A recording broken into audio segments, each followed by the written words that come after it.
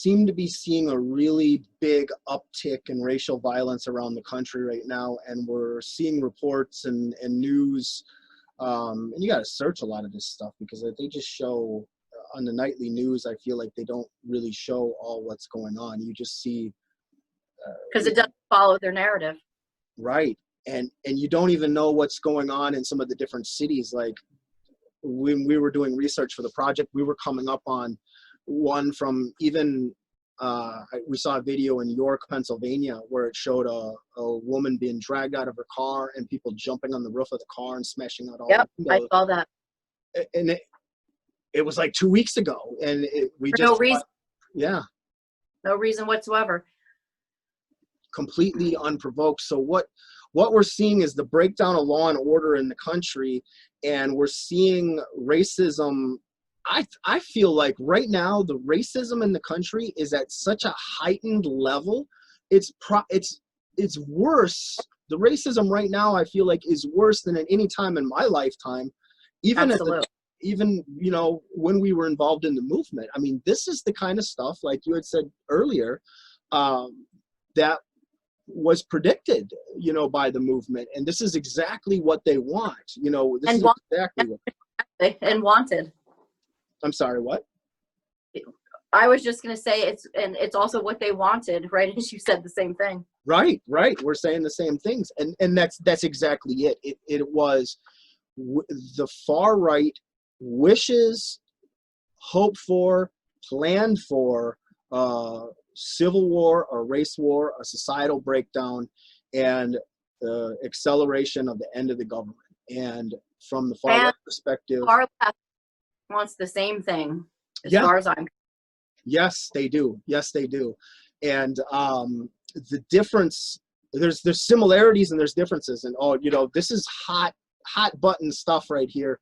And especially, I know when I criticize the far right, and I'm sure you've gotten it as well, they'll call us traitors. They'll say, Oh yeah. threaten us. We've both been there.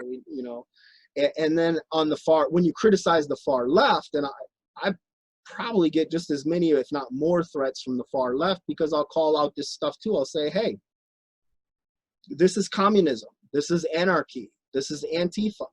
And people get mad. Oh, Antifa is, no, our veterans in World War II were Antifa and all these weird things. No, they weren't. Antifa was founded by the communists. I mean, you can look it up. Anybody can look it up. It's very simple. That's the other thing. People, it all comes down to, I don't care what a group even calls themselves. What are their actions? What are they preaching?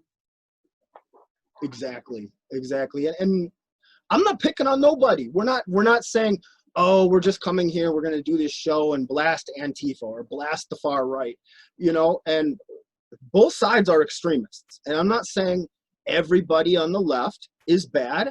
I have many friends that are on the left that are good, wonderful, decent human beings, amazing people. And I know people on the right as well, conservatives and things like that, that are good, wonderful, amazing people as well. And even when you go into the extremism parts, not everybody that's involved in extremism is a piece of garbage. There's people that get hooked in there that believe that they're doing the right things. I know we did when we were there. We thought we were doing something good and noble. And there's those people in there. And there is really bad people in there as well. There's really violent, terrible people as well. So no one's getting a free pass here. Not on this program. If you do wrong, whether you're a cop, whether you're white, whether you're black, whether you're right, whether you're left, if you're doing a crappy thing and you're hurting other people, we're going to call you out. Simple as that. Absolutely. Say it again louder, Jeff. Right.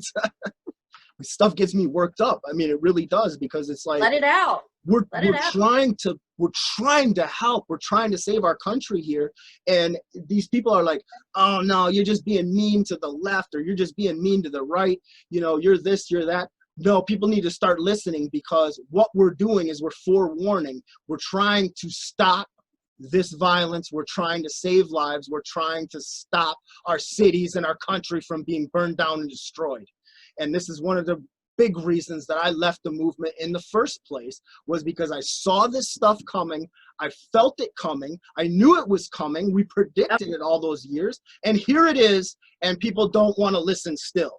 And instead of listening and taking this stuff in and understanding and using their brains, they're going, oh, no, you're still being radical. How is what we're saying radical? This is rational. This is from people that were there. We know this. We use these tactics to radicalize. Now we're seeing it in real time, and people need to start listening or we're going to lose our country. It's simple as that.